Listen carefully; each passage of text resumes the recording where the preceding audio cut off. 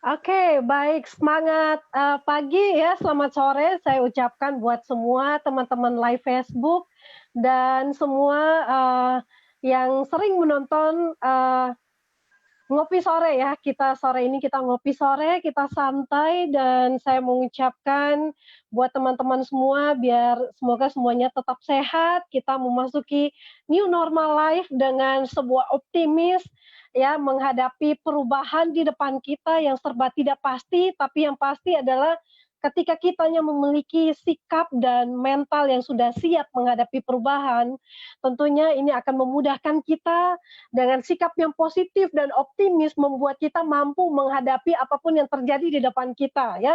Dan sore ini ya, saya menyapa semua teman-teman ya, silakan mengundang, calon-calon, bisnis ya, orang-orang yang saat ini sedang membutuhkan solusi penghasilan bisa menyimak obrolan di sore ini, ya tentunya.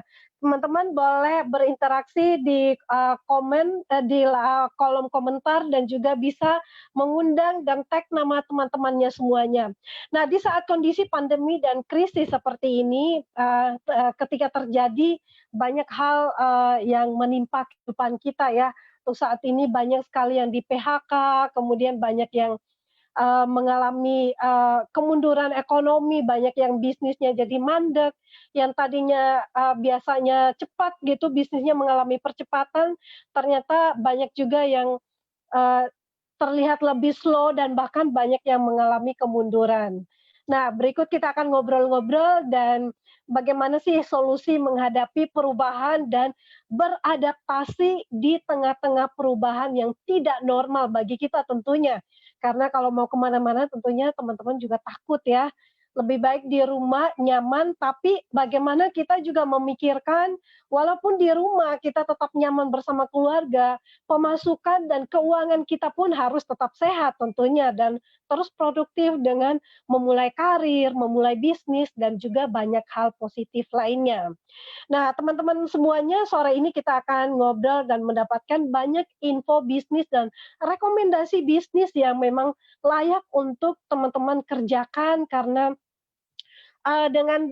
dengan kita terus mengikuti protokol dari pemerintah kesehatan ya, protokol, kesehatan tetap stay at home ya, beraktivitas dengan serba memang tidak nyaman ya, dan memakai masker dan juga banyak perlengkapan.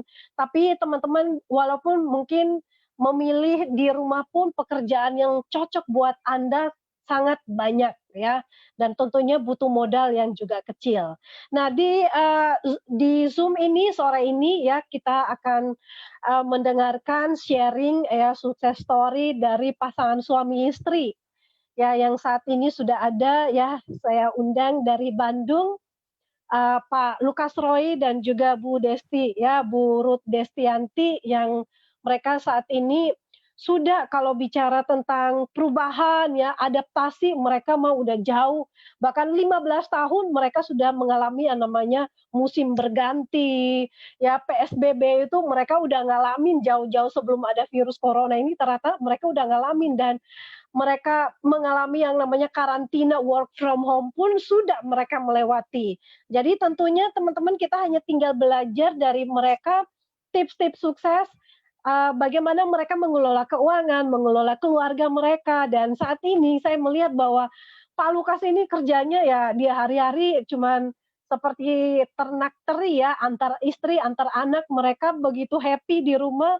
Bahkan saya juga baru mendengar membeli rumah baru dan mereka desain sendiri dan gaya mereka sendiri dan sangat unik sekali. Saat ini mereka juga sudah, punya bisnis yang dikerjakan selama 5 tahun ini, ya dikerjakan dari rumah lebih efektif lagi dan sudah berpenghasilan kurang lebih ya suami istri, kurang lebih di angka 80 sampai 100 juta per bulannya. Nah, teman-teman kita langsung saja welcome, guest speaker kita sore ini, pasangan suami istri yang luar biasa, Pak Lukas dan Bu Desti. Ya, selamat sore Bu Esther dan semua ya mitra-mitra, rekan-rekan bisnis ya di Facebook Live dan semuanya ya di Zoom juga di YouTube ya. Salam kenal ya. Perkenalkan saya Lukas Roy Hermawan ya. Saya Ruth Destianti. Ya, kita berdua ya ada di komunitas bisnis 3i Network dari Sentral Asia Raya. Ya. Ya, baik Pak Lukas dan Bu Desti, gimana kabarnya selama ya kurang lebih 3 bulan stay at home ya? Bagaimana rasanya Pak di rumah? Apa karena memang sudah sering terbiasa work from home ya? Jadi seperti apa rasanya Pak selama kurang lebih 3 bulan di rumah ini? Sebenarnya 3 bulan terakhir nggak ada bedanya ya, karena selama ini juga saya kebanyakan kerjanya dari rumah ya.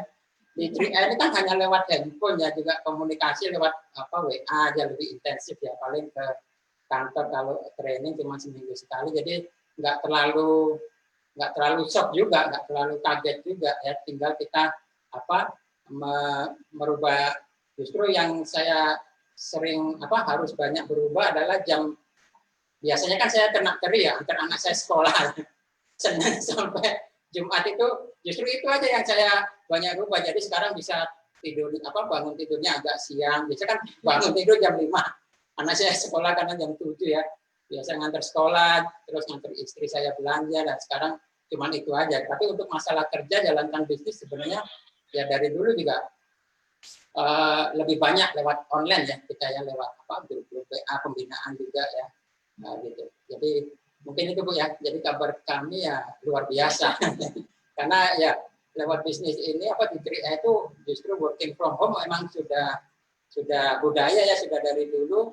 Jadi makanya ini adalah peluang yang luar biasa ketika justru lewat kondisi ini, pandemi ini dipaksa ya, kita sebenarnya nggak banyak perubahan ya, tinggal kita adaptasi sedikit aja, khususnya untuk mitra-mitra yang biasa table talk, yang biasa untuk home sharing, itu aja yang jadi kita alihkan lewat online, lewat Zoom meeting seperti ini. Ya, baik Pak Lukas. Jadi memang ini bukan sesuatu hal yang baru sebenarnya ya, berarti buat kita semuanya yang sudah 5 tahun kurang lebih menjalankan bisnis ya, memilih bisnis yang tepat yang tadi dikatakan 3i Networks dan Sentral Asia Raya. Mungkin buat teman-teman yang baru kali ini menonton, nggak tahu ini apa sih yang diomongin CAR ya, 3i Networks ini apa. Nah, nanti akan kita ngobrol langsung ya dengan Pak Lukas dan juga Bu Desti. Nah, Pak Lukas atau Bu Desti, kira-kira kehidupan seperti apa yang pernah Bapak lalui ya? Ini saya pernah dengar pernah 10 tahun ya demi bekerja di luar negeri, rela meninggalkan anak-anak ya karena mencintai anak-anak ya, bekerja untuk mendapatkan penghasilan, bekerja kurang lebih berapa tahun Pak di luar negeri ya Pak waktu itu? 10 tahun, 2002 sampai 2020. Iya, 10 tahun. 10 tahun ya. Di Belanda ya Pak ya? Iya, di Den Haag, di Belanda. Ya, bagaimana Bu Desti pengalaman selama jauh dari anak-anak dan harus bekerja di sana, mencari penghasilan demi orang-orang yang dicintai, gimana rasanya Bu? Ya, pengalaman saya sebagai seorang ibu ya, ninggalin anak itu memang berat ya, apalagi jauh, kita nggak bisa pulang setiap waktu, paling setahun sekali atau 2 tahun sekali saya baru bisa ketemu anak-anak saya. Tapi saya terpaksa harus lakuin itu karena namanya saya kerja, saya juga kerja buat keluarga ya, jadi saya nikmatin sih, saya nikmatin juga perjalanan prosesnya, dan saya banyak belajar juga selama saya kerja di luar negeri, dan saya tinggalin anak-anak juga. Tapi banyak pengalaman sih yang saya dapat selama saya bekerja di luar negeri, dan saya bisa di bisnis 3i ini juga saya banyak pelajaran yang saya dapetin, yang saya bisa kerjakan, karena saya mungkin dulu juga pernah kerja di luar negeri ya, jadi tantangannya juga sama, berat, dan saya juga bisa hadapin, dan di 3i ini juga saya menikmati sekali prosesnya, dan saya bisa sampai di posisi ini juga ya karena saya banyak pengalaman juga ya dari pekerjaan saya yang dulu waktu di luar negeri, dan suami saya juga mendukung saya. Kita berdua sama-sama menjalankan bisnis yang sama, jadi itu salah satu keuntungan saya juga. Saya bekerja di rumah sekarang, dan suami saya juga ada di rumah, jadi bisa support saya dalam bisnis, dan saya bersyukur sekali ya saya bisa bekerja sama dengan suami saya di bisnis yang sama.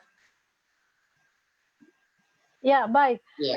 Bu Desti dan juga Pak Lukas, jadi orang itu memang suka berjuang ya, dan tidak hanya akan mendapatkan apa yang diperjuangkan, tapi bisa juga mendapatkan hal yang mungkin tidak pernah diduga-duga sebelumnya. Nah, bagaimana pengalaman menghadapi yang namanya new normal life di di luar negeri mungkin, bagaimana beradaptasi menghadapi perubahan-perubahan yang ada di sana, Pak Lukas? Iya. Sebenarnya muaranya atau awalnya pondasinya itu sebenarnya adalah impian kita ya Bu ya. Jadi setiap orang itu wajib memiliki impian hidup. Jadi impian hidup itu seperti destinasi, seperti tujuan. Makanya waktu kami ke Belanda itu ya kita punya impian bagaimana ya anak-anak bisa sejahtera, bisa ya menghidupi keluarga dengan cukup ya.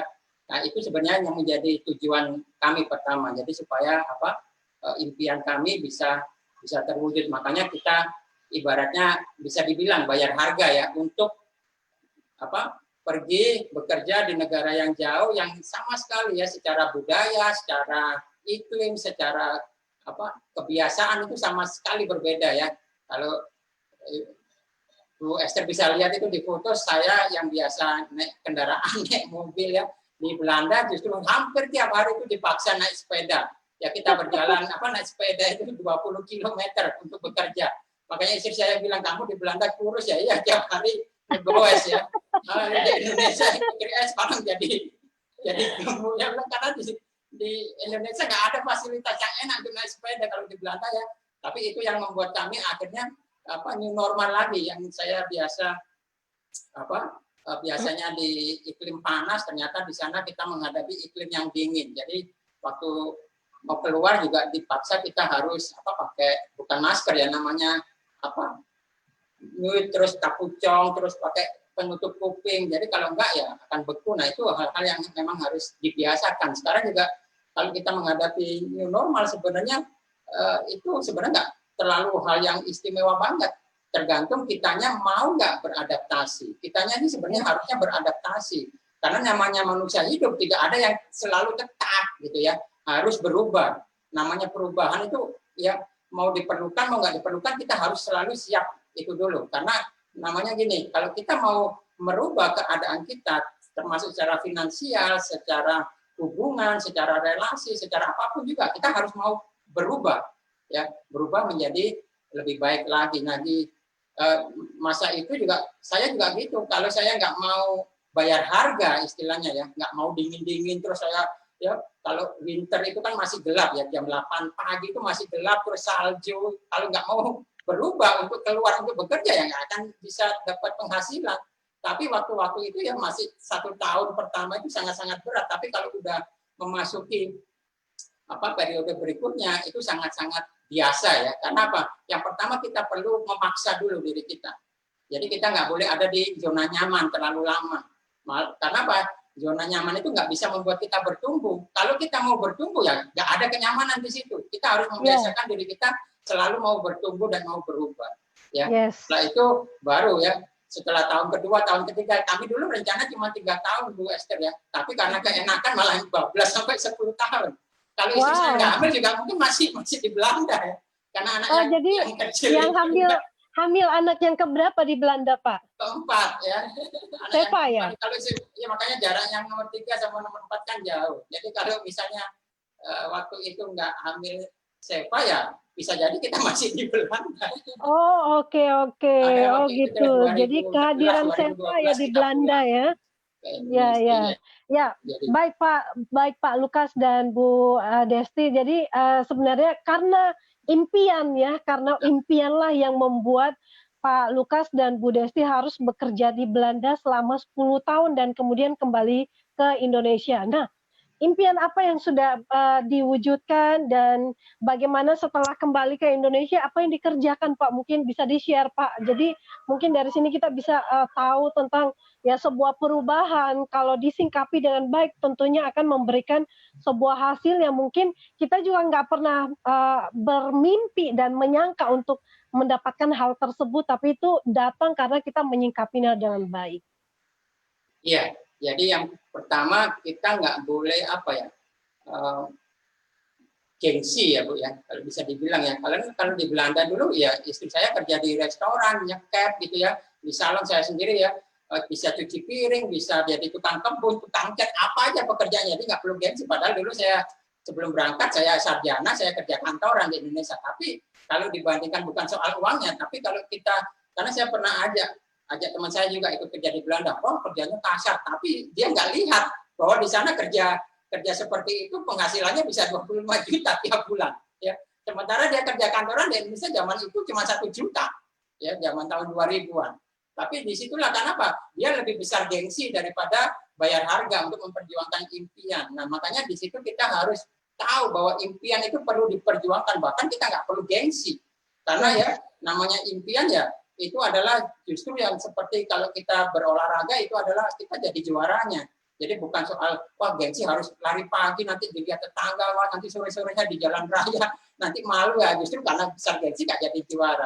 Nah makanya kita juga melatih itu, makanya begitu kita di Belanda, kita paksa diri kita, akhirnya jadi terbiasa kan, tadi saya bilang, tadinya mau rencana 3 tahun sampai 10 tahun kebablasan ya, karena menikmati tadi ya, kebiasaan tadi, sampai akhirnya begitu istri saya hamil, ya saya ambil keputusan lagi karena kalau istri saya hamil pasti istri saya nggak bisa kerja. Kalau hanya saya yang kerja pasti dari gaji saya hanya cukup untuk biaya hidup aja, bayar apartemen, bayar kebutuhan, nanti nggak bisa nabung. Kalau nggak bisa nabung ya ngapain jauh-jauh di Belanda, mending pulang aja, saya pikir begitu ya. Akhirnya saya dengan istri sepakat yuk kita akhirnya pulang kembali. Dengan resiko waktu itu banyak teman-teman juga bilang, wah kamu bego ya udah enak di Belanda ngapain pulang, di Indonesia kerja apa? Saya bilang saya yakin pasti di Indonesia saya bisa menemukan bisnis, menemukan peluang di mana saya punya penghasilan bahkan lebih besar daripada saya kerja di Belanda, di Indonesia tempatnya. Ya akhirnya 2011 akhir itu kami pulang. Nah begitu kami pulang istri saya waktu itu karena udah hamil 6 bulan ya. Karena kalau hamil lebih dari 7 bulan kan nggak boleh naik pesawat, jadi kita agak buru-buru itu waktu itu pulangnya. Jadi sewa kontainer juga, karena satu apartemen kan pindahnya bukan cuma kos-kosan, satu rumah dipindahin, semua TV-TV ini juga dari Belanda sebagian. Oh ini diboyong ya dari sana juga ya Pak ya? Ya, itu kontainer 20 feet itu. Karena kita di Belanda waktu itu sempat ya beli rumah cash ya di Malang, jadi kita rencana waktu itu pindah ke Malang memang karena saya pernah kuliah di sana, hawanya dingin gitu ya.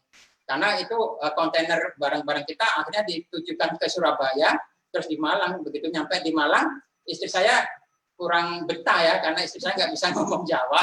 Jadi akhirnya pengen pindah di Bandung. Akhirnya juga kontainer yang dari Malang tadi dikirim lagi naik truk ke Bandung. Akhirnya kita tinggal di Bandung, mulai merintis bisnis. Waktu itu istri saya buka salon. Ya, istri saya buka salon karena di Belanda sempat kerja di salon. Akhirnya dari modal yang kita kumpulkan kerja di Belanda buka salon ya, sewa tempat ratusan juta lebih ya di Simpang Dago situ, lumayan besar ya, salon and spa. Tapi akhirnya ya namanya baru ya, kita nggak kenal ya dengan iklim itu, buat kami juga new normal lagi karena di Belanda adaptasi kembali. Di Belanda kita biasa dingin, orang bilang Bandung dingin, nggak ada rasanya, nggak ada apa-apanya dibandingkan winter ya. Di Belanda. Di Belanda itu kan kalau winter bisa minus 20, di freezer aja kita 2 derajat aja di freezer, apalagi ini minus 20. Istri saya taruh minyak, taruh apa aja di kitchen itu langsung beku ya, taruh daging di balkon udah langsung beku. Jadi ya itulah adaptasi. Nah dengan jalan bisnis buka salon, karena ya kita nggak tahu iklim usaha di sini ya, bukan hanya balik modal tapi juga justru merugi. Tapi dari situ aja cuman mendapatkan pengalaman lah ya istri saya. Akhirnya di tahun kedua itu harga sewanya rukonya itu dinaikkan. Akhirnya kami putuskan nggak lanjutkan karena ya kami pikir ya balik modal aja tidak, apalagi ya kita hanya menggaji karyawan aja ya, ada 7 karyawan untuk salonnya itu. Akhirnya kita nggak teruskan sambil ya kita cari-cari peluang. Waktu itu udah 2013 ya, kita terus bergumul berdoa. Sambil saya juga bekerja ya, tapi bekerja itu kan gajinya kecil ya, minim ya dibandingkan di Belanda. Tapi saya yakin, dalam hati saya udah punya keyakinan, karena saya yakin ya peluang itu ya, terobosan itu terjadi ketika orang punya persiapan ketemu dengan peluang, itu terjadi momentum. Makanya selama 2013 itu saya bergumul, saya berdoa. Akhirnya 2014 itulah ya saya tawarkan ya peluang bisnis 3i Network itu. Dan saya yakin saya nggak perlu beliau jelaskan, tapi saya dalam hati kecil saya ini dia ya yang selama ini menjadi jawaban doa kami. Nah, puji Tuhan akhirnya saya jalankan bisnis ini ya dalam waktu tempo 8 bulan saya menjadi Gold Agency Indonesia, istri saya Gold Agency waktu itu ya 2015 bulan April gitu ya. Jadi dari situ aja kalau diakumulasi kemudian istri saya juga Gold dan seterusnya ya impian kami yang pengen punya penghasilan sama bahkan melebihi gaji kami di Belanda itu terwujud ya. Kalau sekarang ya justru dengan kita nggak perlu jauh dari anak, nggak perlu meninggalkan tanah air, kita bisa memiliki income ya melebihi kami dulu kerja di Belanda. Kalau dikerja di Belanda kan pakai fisik Bu ya di restoran jadi ini. Kalau di sini ya kita kerja smart gitu ya. Ya, baik Pak Lukas. Jadi persiapan dan kesiapan itu memang bertemu di saat yang tepat ya. Ketika sudah kondisinya siap, memang ketika peluang datang udah langsung klop gitu. Nah, mungkin dari Bu Desti juga bisa memberikan apa sih tips melihat peluang bisnis ya. Mungkin kita lagi cari-cari bisnis dan bagaimana melihat dan mengenali sebuah bisnis yang kayaknya ini cocok nih untuk kita kerjakan. Waktu awal saya ditawarin 3i ini sama suami saya, awalnya saya memang nolak ya karena saya pikir ini bukan bidang saya ya. Cuman tapi saya pikir lagi apa salahnya gitu ya kita jalanin karena di sini kan modalnya kecil sekali hanya 50.000 gitu. Dan saya bisa jalankan di mana aja sambil saya bawa anak waktu itu ke sekolah, nunggu anak di sekolah. Saya pikir cocok buat ibu rumah tangga seperti saya yang saya juga nggak punya pengalaman untuk di bidang marketing seperti ini ya. Jadi agent kayak gini saya nggak ada punya pengalaman sama sekali, apalagi untuk ngomong gitu. Sebenarnya sulit buat saya awal-awalnya ya. Cuma namanya saya mau maju gitu. Saya juga pengen berusaha supaya saya juga bisa punya penghasilan sendiri ya. Jadi ya saya belajar terus ya. Suami saya juga bantu saya. Dan saya jalankan waktu saya bawa anak saya sambil kita playbet ya istilahnya dulu ya kalau sambil bawa anak-anak sambil ngobrol ke ibu-ibu di sekolahan anak saya sambil nunggu anak sekolah ini cocok banget buat ibu-ibu rumah tangga sebenarnya ya karena di sini jalaninnya santai banget kita nggak jualan apa-apa nggak usah bawa barang nggak usah ada tutup poin kayak gitu-gitu jadi istilahnya ini sambil kita ngobrol-ngobrol aja ngobrol sambil minum kopi gitu kan kita nawarin peluang bisnis ini ke ibu-ibu dan gampang sekali untuk dijalanin buat saya waktu itu dan nggak terasa waktu itu 3 bulan saya udah leader agency udah lumayan penghasilannya jadi dari sana saya pikir ternyata saya bisa ya saya mampu untuk jalanin bisnis ini dan akhirnya saya fokus di 3i Network sampai saat ini saya jalani di rumah juga saya bisa kerjakan kayak selama 3 bulan ini di rumah juga saya bisa nyambi jadi sambil bikin kue terima pesanan juga kadang saya jadi sambil liatin anak saya belajar sambil online juga saya bisa kerjakan cocok sebenarnya buat untuk ibu rumah tangga seperti saya. Oke, luar biasa Bu Desti. Jadi ini rekomen bisnis ya buat ibu-ibu yang sedang mencari peluang bisnis. Ini bisa menjadi rekomen ya dari Bu Desti karena sudah dialami sendiri 3i Networks. Nah, mungkin dari sisinya Pak Lukas, kira-kira bisa merekomendasi ya banyak sekali karyawan yang sedang di PHK. Sementara tadi dari ceritanya Pak Lukas mengatakan ya lulusan sarjana kok di Belanda kerjanya seperti ini. Nah mungkin Pak Lukas juga bisa berbagi tips buat teman-teman yang sedang mencari pekerjaan, mereka kehilangan pekerjaan dan buat banyak orang yang mungkin usahanya juga tersendat gitu mencari peluang bisnis, mungkin Pak Lukas bisa berbagi peluang bisnis bagi mereka, rekomendasi bisnis yang cocok seperti 3i Networks ini. Iya, jadi bukan hanya direkomendasikan ya, jadi sebenarnya ini kayak menjadi kebutuhan karena harusnya buat setiap orang ya namanya proteksi diri itu ya juga harusnya jadi kebutuhan pribadi ya setiap orang kalau karena kami udah terbiasa ya 10 tahun di luar negeri di Belanda tidak ada satu warga negara Belanda pun yang nggak punya asuransi. Karena makanya mereka disebut negara maju. Karena buat mereka ya proteksi diri itu jadi maksudnya mereka menjalani hidupnya dengan tenang, dengan nyaman, dengan tentram. Nggak perlu nanti kalau saya sakit gimana ya, kalau saya meninggal nanti gimana ya biaya penguburannya atau bagaimana. Nanti mereka semua sudah siapkan. Jadi itu makanya mereka disebut negara maju. Nah, Indonesia kan sebenarnya sedang dibawa sama pemerintah untuk menuju ya dari negara berkembang menjadi negara maju. Salah satu cirinya adalah setiap warga negaranya wajib sadar tentang asuransi dan juga tentang investasi buat masa depannya. Jadi makanya kalau lihat kita fenomenal ada program BPJS dan sebagainya itu menjadi salah satu juga ya prasarana pemerintah untuk menyadarkan masyarakat tentang asuransi ini. Nah di kita ini kan nggak dipaksa ya, artinya perlu kesadaran.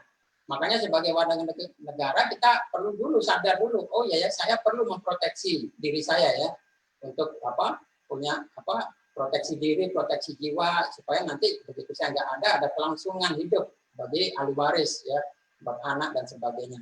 Nah apalagi di bisnis 3i Network itulah dari kesadaran itulah kita bisa mengelola bisnis atau memiliki bisnisnya sendiri ya dengan menjalankan bisnis ini ya sebagai agent. Dan buat saya ini adalah luar biasa, bukan di mana lagi kita ini ya bisa menentukan jam kerja kita menentukan tempat di mana kita bekerja, dan kita menentukan dengan siapa kita bekerja. Kalau kita bekerja secara konvensional nggak bisa seperti itu.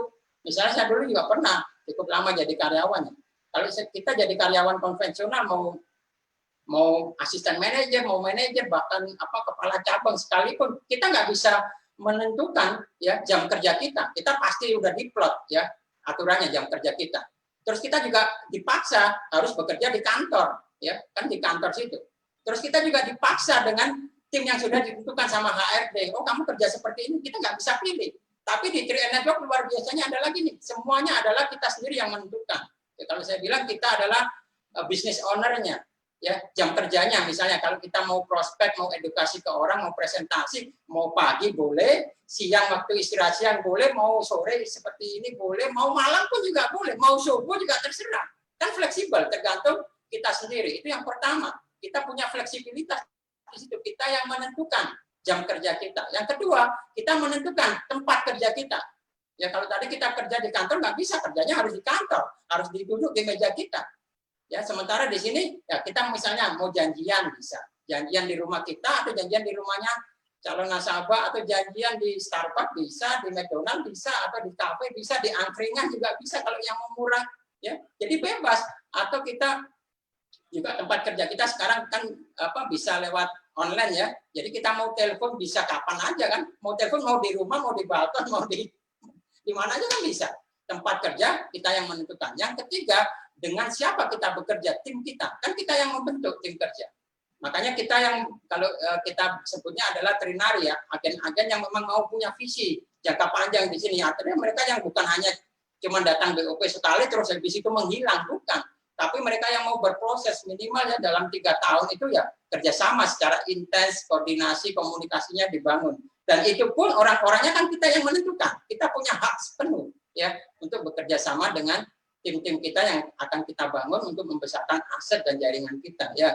Puji Tuhan ya sekarang kita, dulu saya mulainya dengan istri dengan beberapa orang, saya sendiri hanya merekrut 9 mitra ya, 9 nasabah, tapi puji Tuhan sekarang udah hampir 28.000 ya seluruh Indonesia, bahkan ada yang di luar negeri. Dan itulah dahsyatnya bisnis ini, dimulai dari yang kecil tapi bisa menjadi besar. Mungkin kita mulainya mengawalnya dengan kekeliruan, kesalahan, nggak apa-apa, tapi kita mengakhirinya dengan kesempurnaan. Nah, itu yang luar biasa di bisnis ini.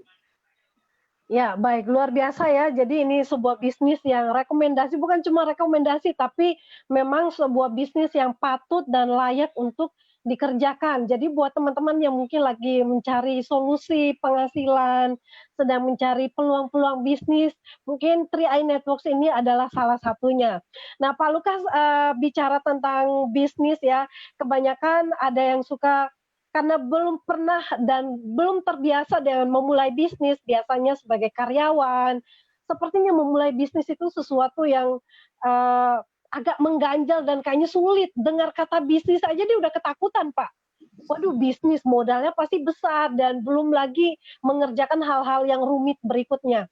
Nah, mungkin ada tips, sederhana dari Pak Lukas yang saat ini juga sebagai seorang leader ya dan juga seorang trainer di 3i Networks ini yang sudah mencapai posisi platinum dengan income di atas, 50 juta per bulannya, bisa memberikan tips-tips sederhana bagaimana memulai bisnis ya, yang simpel ini, Pak? Ya, jadi untuk memulai bisnis itu yang pertama adalah sikap dan impian ya. Dan sikap dan impian itu termasuk adalah mindset kita atau cara pandang kita.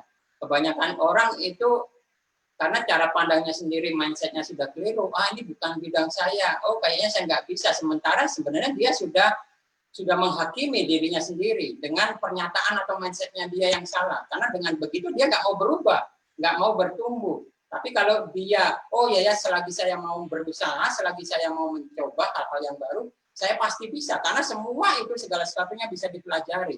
Ya, kalau saya review kembali ya, saya 6 tahun yang lalu saya juga sama ya, bisa tanya istri saya tidak pernah kerja di asuransi, saya tidak pernah kerja marketing, dan saya tidak pernah ikut bisnis ya yang networking atau MLM dan sebagainya, tidak pernah. Bahkan saya nggak pernah kerja sebagai marketing ya. Jadi murni saya ini benar-benar ya kalau bisa dibilang bukan bidang saya, ini saya masih hijau, tapi saya punya mental karena saya pernah 10 tahun di luar negeri. Bagaimana saya mulai bisnis yang tadinya biasa di kantor, terus saya jadi tukang potong di dapur, saya jadi cuci piring, saya jadi tukang kebun, jadi semua itu bisa. Dari mental itu saya tahu, wah ini bisnis gampang.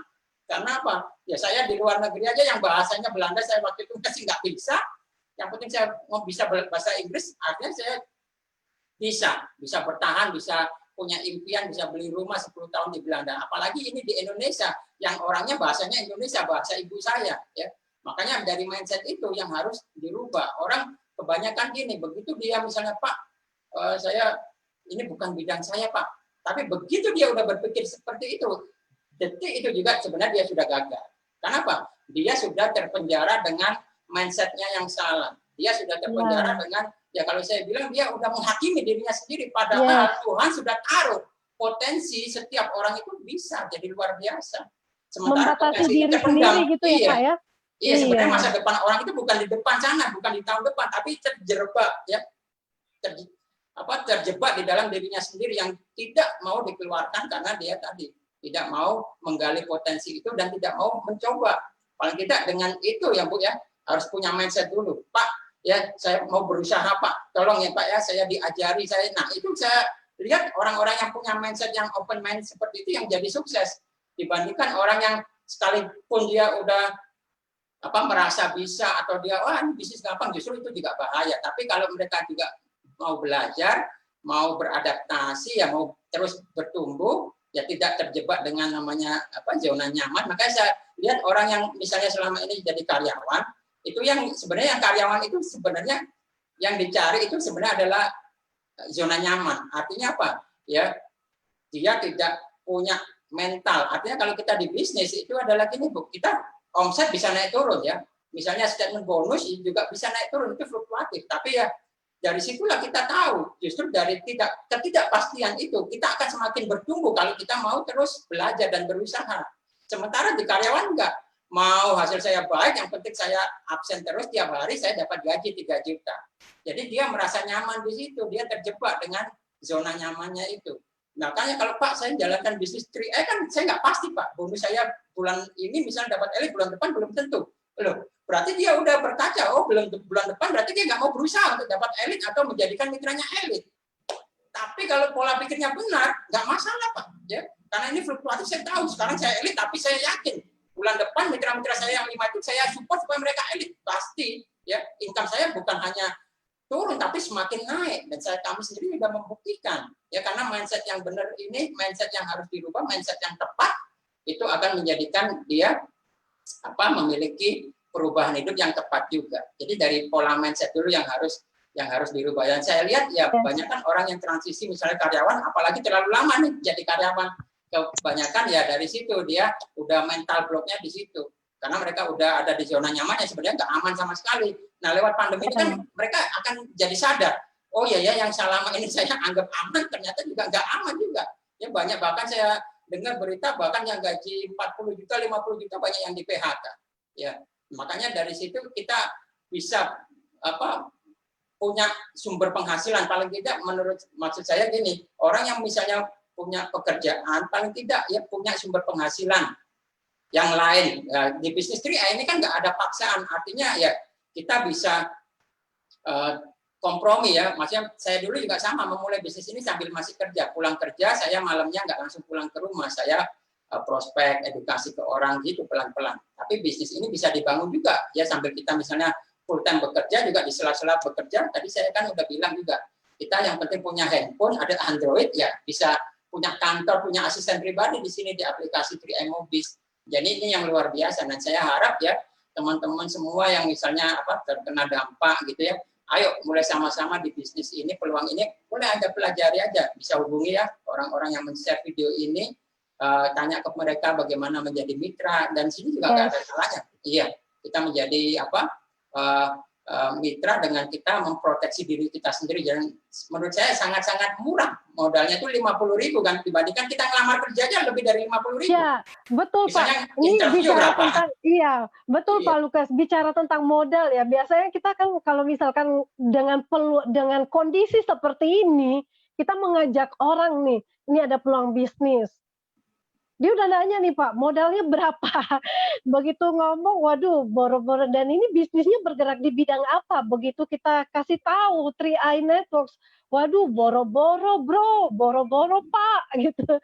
Ini kita bertahan untuk makan dan hidup aja ini, kita udah perjuangan bagaimana untuk memulai bisnis yang notabene-nya adalah investasi Pak. Nah ini bagaimana pandangan Pak Lukas dan juga mungkin dari Bu Desti dulu ya. Nanti kita pindah ke Pak Lukas sebagai conclusion ya. Ya, waktu awal-awal dulu ya pengalaman saya dulu memang saya ngelarang suami saya dulu ya waktu join 3i Network. Waktu awal dulu dia nggak tanya saya dulu ya, malah tiba-tiba udah daftar aja dan 700.000 lagi preminya. Jadi saya berpikir, wah saya mesti ngurangin uang belanja saya dulu. 700.000 tiap bulan kan lumayan gitu. Sedangkan kita udah punya beberapa polis juga ya, anak-anak belum ada anak. Dan waktu itu pulang tiba-tiba dia udah ikut join, terus udah saya udah join dan dia ngajak saya juga lagi untuk nabung yang 700.000. Jadi kita berdua 1,4 waktu itu tiap bulan. Terus ya saya waktu itu sempat kesel juga ya, kenapa nggak ngomong saya dulu, kok ini malah nambah lagi gitu ya, pengeluaran lagi. Itu buat saya dulu masih pengeluaran gitu, karena kita pas-pasan ya waktu itu ya, karena masih bayar itu. Dan akhirnya suami saya cerita, oh ini ada income-nya kalau kita mau jalanin bisnisnya. Ya awal-awal saya masih agak males-males ya, saya mau jalanin ini karena saya merasa ini juga bukan bidang saya, suruh ngomong apa saya nggak ngerti gitu. Terus akhirnya lama-lama, ya kenapa enggak ya saya jalanin, karena ini bisa gratis kok 700.000-nya. Wah, lumayan kalau bisa gratis. Akhirnya saya coba jalanin ya, karena setiap hari saya antar anak saya di sekolah, saya coba cerita ke ibu-ibu yang sambil nunggu anak di sekolah, dan akhirnya ke guru-gurunya, ternyata mereka positif gitu, gampang gitu. Karena mereka pikir ini nabung buat masa depan, untuk anaknya sekolah, dan untuk pensiun mereka nanti juga, dan ini juga ada income-nya gitu. Mereka berpikir juga untuk, oh bisa gratis ya, gimana caranya untuk bisa gratis. Akhirnya kita ibu-ibu di sekolah yang udah join, saya ajakin lagi untuk merekrut lagi. Jadi kita sama-sama kerjasama gitu. Itu tim saya dulu awal-awal waktu saya masih baru ya, waktu di 3i Network. Jadi saya sama ibu-ibu di sekolah anak saya dulu itu. Jadi kita sambil ngobrol nunggu anak sambil kita prospek. Iya Bu Desti, tapi ngomong-ngomong sedikit nih, yang saya tahu kemarin Bu Desti pernah cerita dulu tuh pemalu, nggak bisa ngomong. Nah tapi bagaimana Bu Desti memulai bisnis ini dengan suatu keberanian yang apa sih yang membuat Bu Desti mau mengerjakan bisnis dari awalnya juga nggak setuju kalau suami jalani bisnis ini, tapi akhirnya memulai juga tuh Bu. Itu apa yang membuat Ibu mau memulai pada waktu itu di sekolahan itu? Emang susah ya Bu ya, awal-awal namanya masih belum ngerti tentang produknya, cara ngejelasinnya. Cuman ya saya nekat aja gitu, karena saya pikir saya juga pengen gratis loh, saya pengen bonus juga. Nekat Ya ya. karena 700.000 kita berdua 1,4 ya lumayan kalau bisa gratis kan. Saya berpikir begitu waktu itu ya. Jadi awal-awal waktu saya nekat aja ngomong ke ibu-ibu masih belepotan juga. Tapi akhirnya mereka ngerti juga yang saya maksud gitu. Yang awalnya tadi saya salah-salah ngomong masih, ya akhirnya suami saya bawa gitu untuk bantu jelasin, kita berdua bantu gitu Penyelamat ya Bu ya. Tapi lama-lama ya saya juga bisa, lama-lama ngerti sih ya, namanya kita baru belajar ya Bu ya. Jadi ya kita harus memang mesti banyak juga ya untuk banyak bicara, banyak ngomong, lama-lama jadinya terbiasa juga gitu.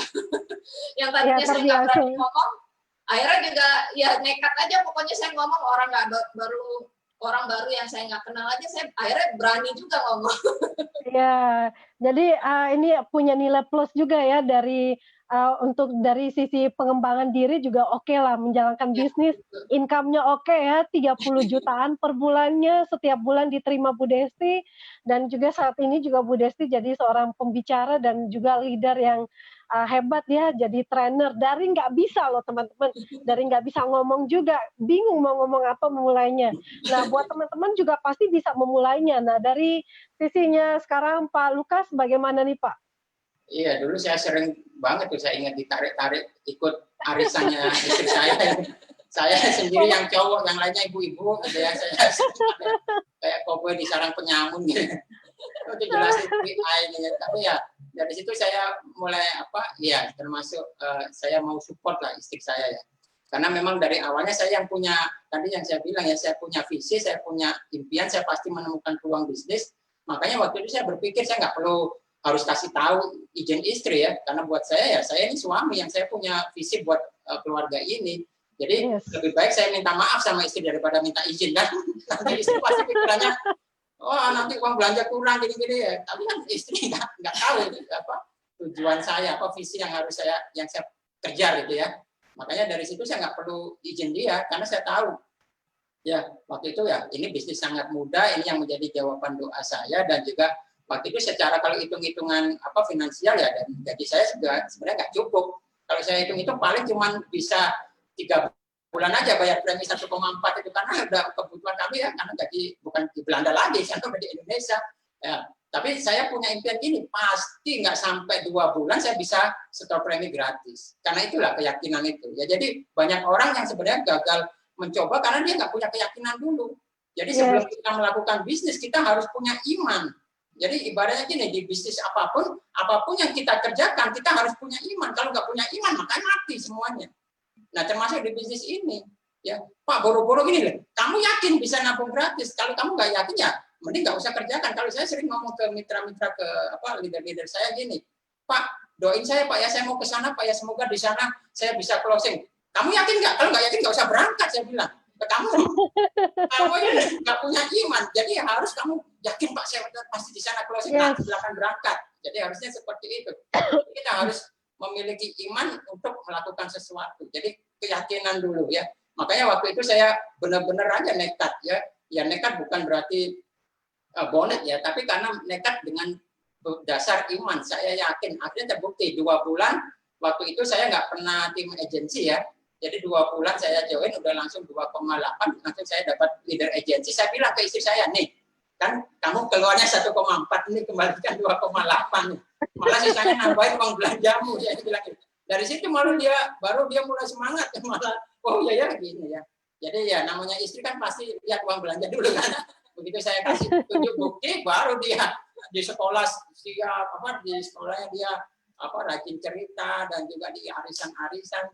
Dan kalau untuk one on one sih ya table talk arisan dia memang berani, tapi untuk kalau bicara depan umum memang istri saya agak ya memang awalnya memang pemalu ya, pendiam, tapi saya punya jurus jitu ya Bu Esther ya. Jadi saya sering jebak istri saya. Saya ajak ke kantor BOP, waktu di broadcast itu kan sengaja saya suruh anak-anak nggak ada testimoni Bu Desti, nggak ada, tapi begitu udah nyampe di kantor istri saya duduk di situ, saya ngomong ke MC-nya, itu istri saya, oh siapa? Tahu-tahu istri saya dipanggil, dia kaget, ngomongnya awalnya gelagapan. tapi sekali dua kali saya paksa seperti itu, sekarang dia udah terbiasa. Wah, paling saya juga ditembak lagi, ya udah dia sekarang jadi jago sendiri. Jadi sekarang dia kalau pegang mic udah nggak bisa lepas lagi. Dulu pertamanya malu-malu mau ngomong apa. Bahkan ngomong udah nggak berhenti ya Pak ya. Iya. Ya memang kita harus punya tips and tricks juga ya untuk membuat potensinya istri juga berkembang kan. Kan saya juga bilang, kamu udah memplot diri kamu, aku pemalu, aku nggak bisa ya. Bahkan seterusnya nggak bisa. Tuh terbukti sekarang bisa. Ya. Jadi ya mungkin ya buat semua mitra juga harus seperti itu. Jadi kita harus paksa dulu diri kita ya untuk melakukan mencoba hal-hal yang baru yang di luar kebiasaan kita. Jadi yang jadi kendala selama ini adalah kita sendiri yang nggak mau melatih diri kita untuk keluar tadi dari zona nyaman. Ya seperti kayak kemarin kita puasa aja ya, Ramadan misalnya.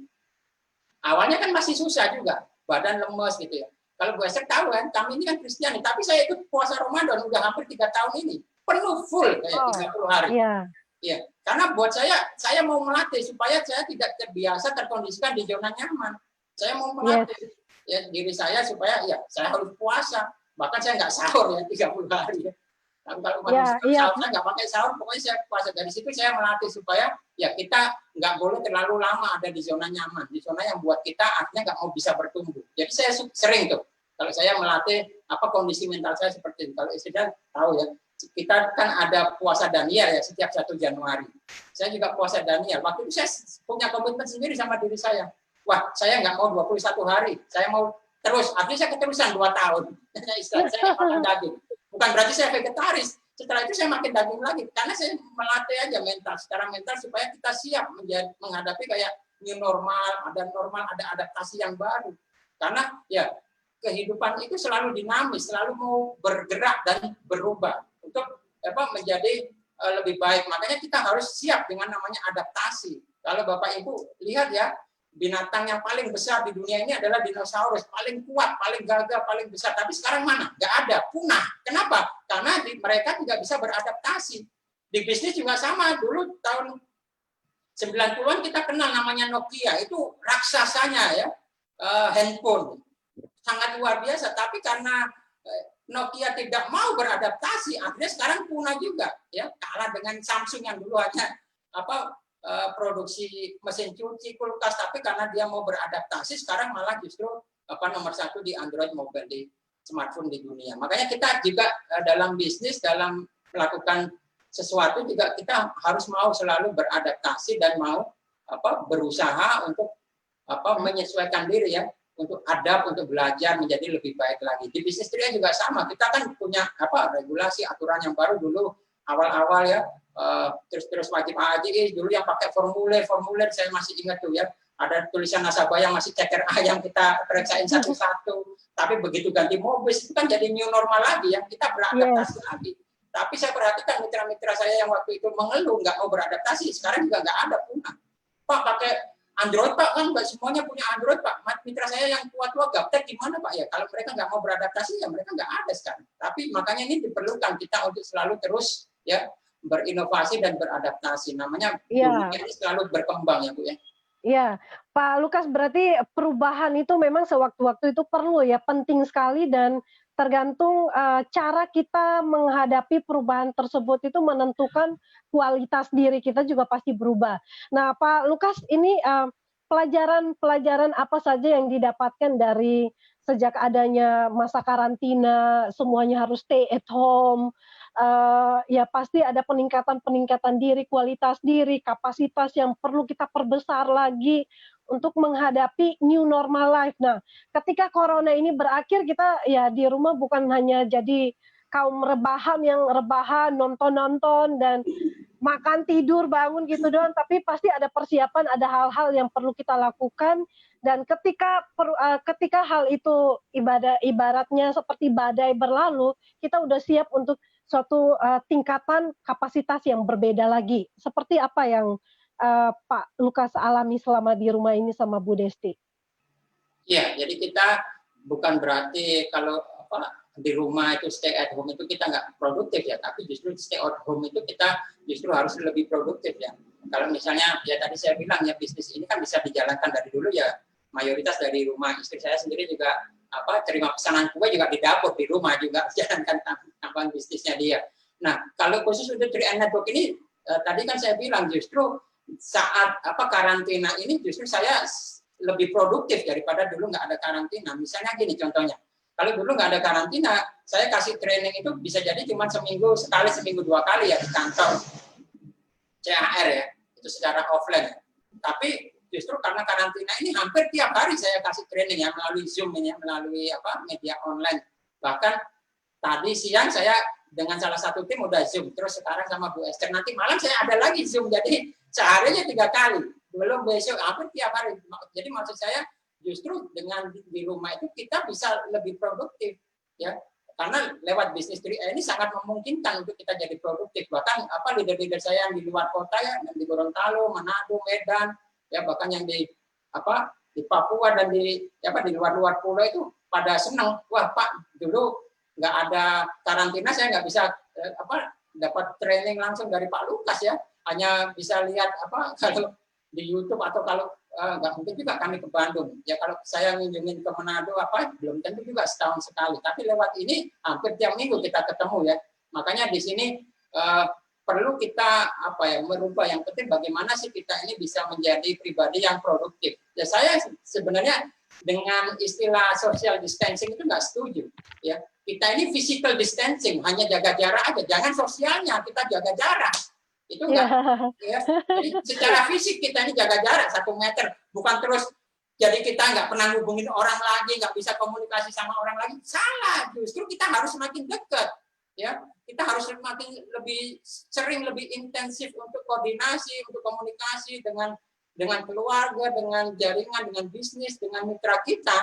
Tapi jarak fisikal yang harus distancing supaya ya protokol kesehatan ya, supaya virus itu bisa kita jaga nggak sampai menyebar. Jadi ya saya rasa seperti itu ya Bu Esther. Jadi bukan sosialnya yang kita jaga jarak, fisik tapi ya, fisikalnya. Ya.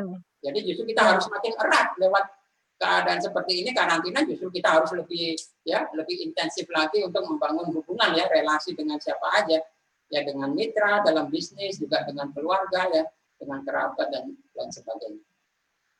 Ya, baik Pak Lukas. Jadi teman-teman sebenarnya di rumah pun kita bisa melakukan banyak hal ya untuk tetap produktif, dengan mulai membangun bisnis ya, mulai belajar ya, menambah relasi ya, semakin banyak teman kita ya semakin banyak rezeki juga tentunya. Terus berbagi info-info positif dengan banyak orang tentunya. Nah, mungkin sebelum kita mengakhiri nanti ya, masih ngomong-ngomong kita sudah hampir jam 5 ya. Nah, mungkin kita akan nanya-nanya dulu nih, pencapaian apa-apa saja yang sudah didapatkan dari bisnis ini nih Pak?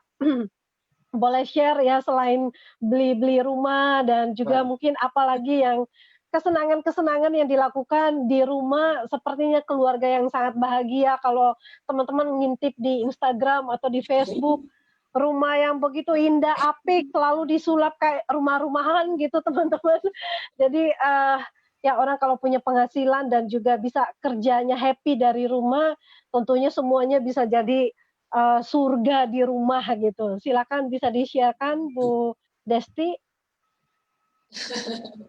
Iya, jadi kalau buat saya pribadi ya juga mungkin dengan istri sepakat ya, sebenarnya kalau materi itu bukan ini, tapi buat saya justru pencapaian di 3E ini adalah ya buat saya bikin hidup lebih hidup ya Bu ya. Jadi bukan kalau materi ya, kalau kita kan ada sempat beli 4 mobil, ada rumah ini, ada apartemen juga dari hasil murni bisnis ini ya, tapi bukan itu. Buat saya justru yang lebih berharga adalah ini, karena saya ngalami 10 tahun saya ninggalin keluarga ya, ninggalin tanah air untuk hanya cari nafkah. Sementara di bisnis 3E ini saya nggak perlu ninggalin, bahkan saya ada sama mereka ya 24 jam sehari. Saya mendapatkan penghasilan yang luar biasa karena waktu itu tidak bisa dibeli. Kalau uang masih bisa dicari, tapi waktu yang berlalu, yang terhilang, nggak bisa diulang kembali. Ya kayak kami begitu 10 tahun pulang dari Belanda, tahu-tahu anak saya udah pada gede-gede. Coba dulu waktu saya kecil mereka latihan berenang, latihan tenis ya, saya nggak ada. Nah, tapi itulah yang sekarang ya saya ibaratnya saya tebus ya, lewat bisnis ini saya bisa mendapatkannya waktu yang quality time dan quantity time. Ya banyak orang beralasan gini, Pak, yang penting saya punya quality time. Nggak ada quality time kalau kamu nggak punya quantity time. Ya. Yes. Jadi kita ini harus quantity time dan juga quality time. Jadi kalau kita selalu merasa, Pak, seminggu sekali ya, coba aja tanya, benar ke hati nurani anak. Bisa nggak misalnya ketemu setahun sekali dengan anakmu, yang penting itu quality time. Nggak paham, pasti anaknya lebih mau quantity time. Dan dengan bisnis ini saya bisa mendapatkan itu yang tadi Bu Esther bilang ya. Saya juga sering bilang ternak teri ya. Jadi kerjaan saya antar anak saya sekolah, antar istri saya belanja. Jadi itu yang luar biasa buat saya, itu justru yang pencapaian yang luar biasa yang nggak bisa dibeli dengan materi, dengan uang. Bahkan saya mengalami sendiri justru relasi saya dengan istri lebih bahagia, lebih erat daripada zaman kami pacaran dulu ya. Sekarang kami udah besar-besar, anak udah besar-besar seperti ini, justru semakin mesra, semakin erat ya gara-gara trik ini ya. Honeymoon terus ya Pak ya. Iya. Nah itu yang nggak bisa terbeli sebenarnya dengan uang. Misalnya saya harus kerja sebagai kepala cabang, masih ninggalin istri, ninggalin anak. Apalagi misalnya kerja di kapal pesiar juga malah ninggalin tahunan. Ya tapi lewat 3i ini ya justru yang luar biasa kita mendapatkan ya waktu yang ya buat keluarga, juga penghasilan yang luar biasa, bahkan impian-impian kita mulai bisa terwujud ya, bisa jalan-jalan ke luar negeri dengan istri ya, rumah, mobil dan sebagainya. Sebenarnya itu hanya pelengkap aja ya, karena materi kan nggak dibawa mati, tapi adalah kebahagiaan kehidupan inilah yang sebenarnya yang sifatnya kekal ya. Kita bisa ya menjadi inspirasi buat keluarga, buat orang lain. Nah itu yang sebenarnya ya kalau saya sering bilang ya, ini ya kita ini punya investasi di dunia dan di akhirat ya lewat bisnis ini, karena ini pekerjaan yang mulia juga, menyadarkan orang untuk masa depannya. Ya mungkin itu ya, mungkin istri saya bisa nambahin. Dia bisa explore ya, bisa bikin. Iya, silakan Bu Desti. Ya. Rumahnya jadi hobinya. Kayaknya itu pakarnya nih desain interior. Silakan Bu Desti bisa share ya aktivitas mungkin di rumah selama pandemi dan juga work from home, selain menjalankan bisnis, aktivitas di rumah, baking dan segala semacam-macamnya. Ya, makasih Bu. Saya selama di rumah ya banyak aktivitas yang saya bisa kerjakan ya. Selain work from home juga online dengan suami saya bisa baking, saya bisa terima pesanan juga, kadang terima pesanan kue. Ya apa yang saya bisa saya kerjakan. Jadi saya nggak membiasakan diri juga untuk berbahan gitu tiap hari di rumah makan tidur. Tapi saya membiasakan diri untuk tetap produktif ya, biarpun di rumah aja saya bisa belajar sesuatu, belajar setiap hari apa yang bisa saya kerjakan hari ini bersama anak saya, beraktivitas. Karena saya juga nggak terbiasa ya untuk diam-diam di rumah, saya biasa aktif, biasa kerja, jadi ya apapun yang saya bisa lakukan di rumah saya tetap kerjakan. Apalagi dengan sekarang udah rumah baru ya, jadi saya bisa juga ngedekor rumah. Yes. Itu hobi saya sebetulnya, salah satu hobi saya selain baking, masak, saya juga senang dekor rumah.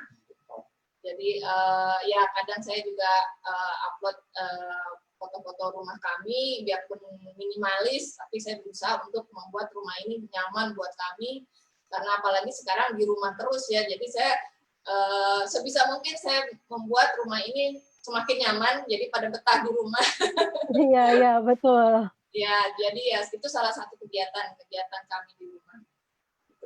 Baik, luar biasa. Jadi buat teman-teman yang menonton dari awal sampai sekarang ya, mungkin penasaran konsep bisnis ini, bisnis apa sih 3i Networks ini? Kami tidak memberikan penjelasan, tapi kalau teman-teman tertarik ya, silakan menghubungi orang yang mengundang teman-teman untuk ikut acara ini. Ya siapapun juga ingin ikut mendengarkan, ingin tahu lebih lanjut ini bisnis apa yang bisa memberikan kebebasan waktu dan juga kebebasan finansial, teman-teman boleh menghubungi mereka dan tanyakan bagaimana caranya. Atau nanti malam ya kami sudah ada platform bisnis yang menyediakan support system, ya setiap hari bisa mengikuti presentasi bisnis yang diadakan setiap hari Senin sampai Sabtu ya. Senin, Rabu, dan Jumat jam 7 malam lewat Zoom, dan Selasa, Kamis, dan Sabtu jam 2 siang. Nah, untuk ID Zoom-nya bisa menghubungi kami, ya siapapun teman-teman yang sedang menonton, hubungi orang-orang yang Anda kenal di bisnis ini supaya mendapatkan informasi yang lebih akurat, lengkap, dan juga bisa dipercaya tentunya. Baik, sebelum kita mengakhiri, Bu Desti dan Pak Lukas bisa memberikan closing statement ya buat teman-teman yang lagi kesulitan mencari peluang bisnis ya. Mereka sedang mencari bisnis apa yang relevan dan yang cocok untuk dijalankan dari rumah bersama keluarga, bahkan bisa dijadikan sebagai bisnis keluarga. Mungkin bisa memberikan closing statement dan juga rekomendasi bagi mereka. Silakan Pak. Ya, jadi buat rekan-rekan semua ya, jadi siapapun kita dari berbagai latar belakang apapun, yang penting nomor satu adalah kita mau berubah ya, mau berubah, mau mencoba hal-hal yang baru ya, dan selalu kita ini beradaptasi ya dengan keadaan, dengan lingkungan untuk menjadikan diri kita menjadi lebih baik daripada sebelumnya. Jadi diharapkan kita semua jangan sampai kita terlalu larut ya dengan namanya kenyamanan atau zona nyaman, karena di dalam kenyamanan atau zona nyaman itu tidak ada pertumbuhan. Kalau kita mau bertumbuh pasti tidak ada kenyamanan, tapi justru itulah kita melatih mempunyai mental kita yang kuat, semakin bertumbuh bahkan kita bisa menjadi berkat buat banyak orang. Makanya saya berharap ya melalui acara ini Anda semua yang menonton, ayo mulai lakukan ya, hubungi orang-orang yang men-share video ini supaya mereka bisa menginformasikan peluang bisnis ini yang menurut saya cocok buat semua orang, karena semua orang bisa mengerjakannya ya. Istri saya juga bisa, istri saya ini hanya lulusan SMP ijazahnya, bisa ya. Saya sendiri yang nggak punya latar belakang tadi ya, nggak punya latar belakang bisnis networking, nggak punya latar belakang di asuransi, nggak punya latar belakang marketing, juga kami baru pindah ke Bandung, nggak banyak kenalan, itu aja bisa, karena bisnisnya sangat simple, mudah, dan sederhana. Asal kitanya mau belajar, mau berusaha, dan mau mencoba hal-hal yang baru. Karena itu semua sebatas hanya kepada pola pikir kita. Kalau kita bilang nggak bisa, benar Anda nggak bisa. Tapi kalau Anda bilang bisa, betul Anda bisa.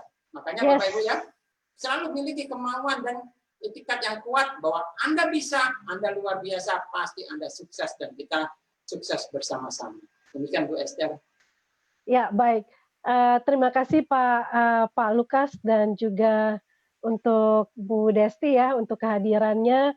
Jadi hari ini bisa memberikan sharing yang memotivasi kita semuanya. Buat teman-teman, pokoknya selalu ada solusi. Temukan solusi-solusi yang tepat dan hubungi orang-orang yang mengundang Anda. Ini adalah bisnis yang sangat luar biasa. Ini baru Pak Lukas dan Bu Desti ya, tapi banyak sekali bahkan di bisnis ini sudah membuktikan bisnis kami ini sudah berjalan 6 tahun dan sudah membuktikan ada 11 orang yang berpenghasilan 300 juta per bulan ya. Jadi berapapun income atau penghasilan yang Anda inginkan bisa didapatkan di bisnis ini. Modalnya sangat kecil dan juga bisnisnya simpel, bisa dikerjakan di rumah dengan mudah. Bisa jadi pilihan keluarga Anda juga. Suami istri ya, opa oma juga bisa menjalankan bisnis ini. Bisnisnya sangat simpel sekali. Kalau penasaran silakan hubungi ya. Bisa hubungi saya, bisa juga hubungi Pak Lukas, Bu Desti, siapapun yang membagikan video ini, dan sukses untuk kita semuanya. Terima kasih Pak Lukas dan Bu Desti. Terima kasih untuk waktunya berbagi. Semoga sharing kita ini menjadi berkat buat banyak orang ya. Sudah berbagi pengalaman dan juga kisah sukses buat teman-teman yang sedang menonton ya. Jangan lupa untuk berbagi, karena satu hal yang saat ini dibutuhkan oleh orang lain adalah informasi yang akurat, yang bisa dipercaya. Mungkin Anda adalah jawaban doa yang memberikan solusi bagi teman-teman di sekitar kita yang sedang bingung mencari peluang bisnis, mencari pemasukan, penghasilan, dan juga solusi keuangan dan ekonomi lainnya. Saya Esther Paulus ya dari Jakarta mengucapkan selamat untuk teman-teman yang sudah menonton. Tetap semangat, tetap optimis, badai pasti berlalu. Kita memasuki new normal life dengan optimis dan kita yakin pasti bisa melewati masa ini. Terima kasih sekali lagi dan salam sukses luar biasa. Sampai ketemu minggu depan di channel Sukses edisi Ngopi Sore. Selamat sore, salam Selamat sukses. sore Luar biasa. semuanya. Bye-bye.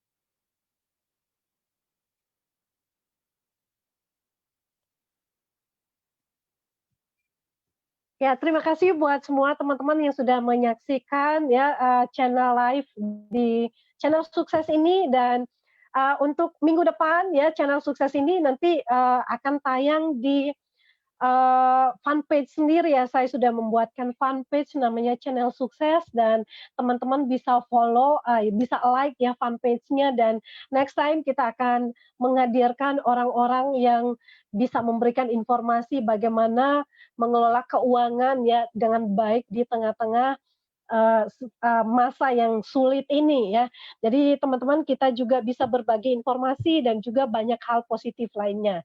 Jadi silakan untuk nanti saya akan share linknya dan juga share fan page-nya namanya channel sukses. Teman-teman bisa like channelnya, jadi tanpa harus menjadi teman dengan saya di Facebook ya, supaya bisa mengikuti nanti saya minggu depan hari Senin saya akan membahas tentang budgeting dan tips finansial di masa krisis. Ya, bagaimana mengelola keuangan kita dengan baik, tentunya punya perencanaan yang baik dengan keuangan yang akan membawa kita tetap stabil di masa-masa yang sulit sekalipun. Oke, baik, terima kasih, dan sampai kita ketemu di kesempatan berikutnya di Ngopi Sore minggu depan. Salam sukses luar biasa.